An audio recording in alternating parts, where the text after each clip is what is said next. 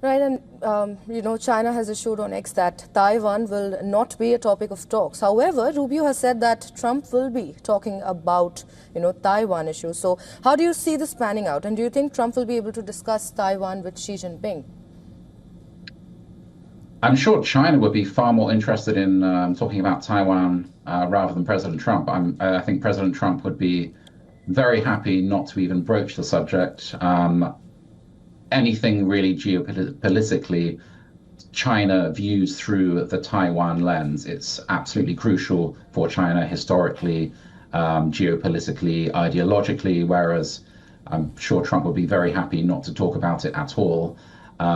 However, if China does broach it, and I'm hearing that China wants the US to kind of change its historic language to say we ultimately support or are okay with future unification. The historic policy has been this kind of strategic ambiguity where the US says we maintain the status quo. We don't necessarily believe that China should unify, but we are okay with the one China policy. So I think it's more that China will be bringing the subject up, seeking a kind of US concession rather than President Trump doing the same. Right, and going back to Susan now, Susan, tell me, how does this summit feel compared to the previous meetings? Is it more tense or is it more relaxed? How are we looking at the mood there?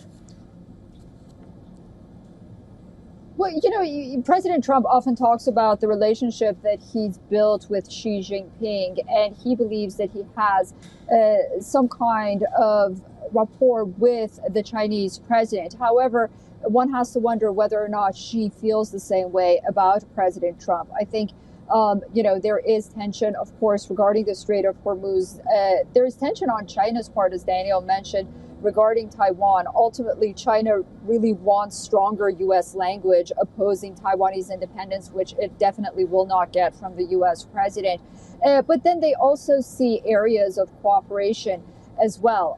I think if the United States is able to maybe talk about tariffs with China on the one hand and sort of ease China's concerns regarding that issue and energy supplies, and then China on the other hand perhaps makes a commitment. It has before, it hasn't really pulled through, but at least makes commitments buying American goods, including agriculture, energy, and possibly Boeing aircrafts, and they have some kind of trade agreement. I think this trip will ultimately prove to be successful, at least in the eyes of the two leaders.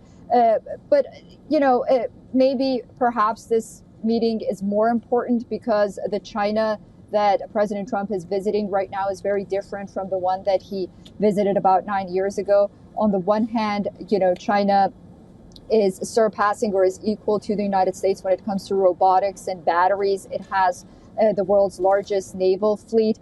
But on the other hand, also it's very different because it's facing major economic problems as well, like slow growth, unemployment among the youth, weak consumer spending, and of course pressure on its energy supplies because of the Strait of Hormuz and the war in Iran.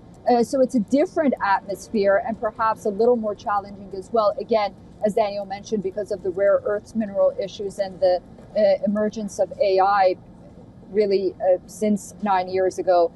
So I think it's a more important time for the two sides to try to find common ground or manage sort of this competition that they've been having than a few years ago. And I just want to say, President Trump has mentioned this before his trip. He talked about COVID. The issue of COVID really weighs heavily on President Trump's mind. There was a hearing about the oranges of COVID here. He's often talked about China really not coming clean about where COVID came from. So those are in the back of the president's mind. And of course, the issue of fentanyl coming from China to the United States, killing many Americans, and to a certain extent, human rights abuses that happened here on American soil on the part of the Chinese. So very noteworthy. It's an important meeting, but very different from the previous visit by the U.S. president. Right, Susan. Well, we'll have to wait and see what exactly happens and how it pans out. But thank you so much for joining us today on the show. And moving on back to Daniel. Well, Daniel, how much leverage does China really have over Iran, especially when Beijing remains one of the biggest buyers of Iranian oil? Well, that is the key source of leverage. China has been, for decades really, even through the sanctions, the only major purchaser of Iranian oil. As I said, it's 90% over the last year or so. It's always been 80% or so for, let's see, since 2018, when President Trump withdrew from the JCPOA and reimposed those sanctions on oil. Every single barrel of Iranian oil from the US perspective is sanctioned. So China's continued to do this, giving Iran really the revenues that it needs to sustain its government, to fund its terror proxies, to keep its nuclear program running, its missile program, its drones, etc. This is really the thing that's keeping the Iranian regime afloat economically. If China, I very doubt this would happen. If China suddenly decided that it would abide by US oil sanctions, Iran would be absolutely in a huge mess financially.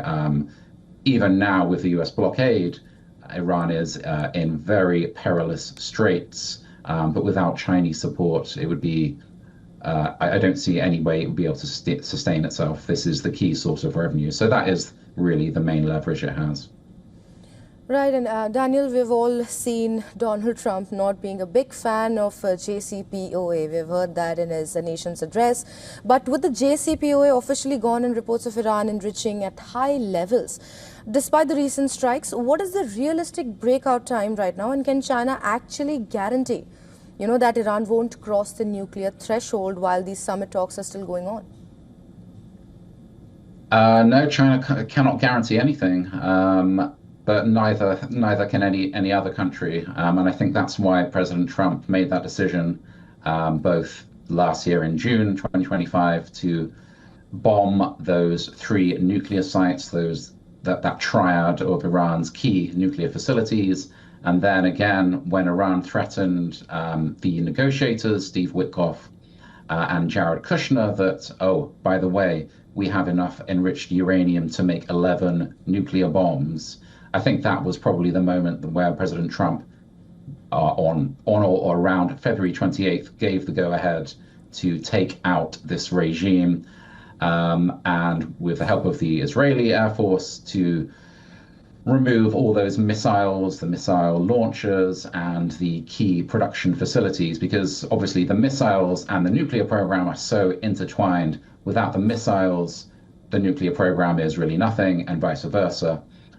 So in terms of Chinese window into, Iran's, the nuclear side, China did, let's remember, agree to the JCPOA and did ultimately, or does ultimately, agree that Iran should not have a nuclear weapon. I think most countries around the world would agree to that, perhaps with the exception of North Korea and the Islamic Republic itself. But China, it's all about it's the fact that it's an economic juggernaut. It wants stability, as Susan said right at the start, and it needs the straits reopened. It wants that cheap oil. Those are its primary interests. The nuclear issue is really something that Iran is kind of happy for the US to take the lead on, because Iran and China, although they're not allies, they are strategic partners. And the countries that are in the crosshairs in order of chronology are, number one, Israel. But then it's not going to stop at Israel. If Israel was eliminated by Iranian nuclear weapons, number 2 would be the United States. And I think President Trump is well aware that Iran is not joking when it says death to America. Right, and Daniel, China is currently Iran's economic lifeline and its most important diplomatic partner. Well, is President Xi actually using that leverage to force Iran back to the table, or is Beijing content to let the low-level war continue as a way to keep the US distracted and bogged down in West Asia? Yeah, you could see it as a kind of a win-win either way for China, but I think the overriding issue for Beijing is this oil.